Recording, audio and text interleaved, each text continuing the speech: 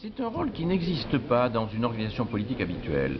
Et pour l'illustrer, je prendrai une comparaison musicale. Je dirais, le président du Conseil européen doit être le chef d'orchestre pour l'exécution d'un concerto.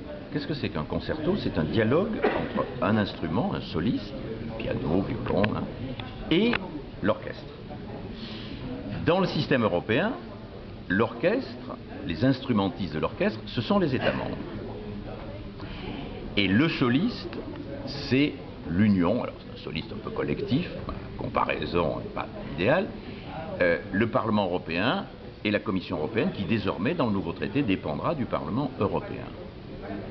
Et qui, donc, jouent leur partition. Le rôle du chef d'orchestre n'est pas d'être l'auteur de la partition, l'auteur de la musique, mais de s'assurer que tout le monde joue en harmonie, les gouvernements des États membres, les instrumentistes, et les institutions européennes, le soliste. À l'heure actuelle, ça fonctionne très mal, parce qu'il n'y a pas de chef d'orchestre.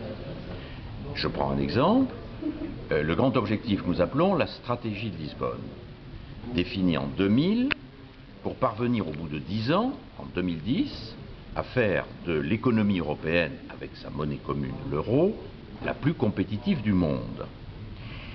Nous sommes en 2008, nous n'allons pas y parvenir. Pourquoi?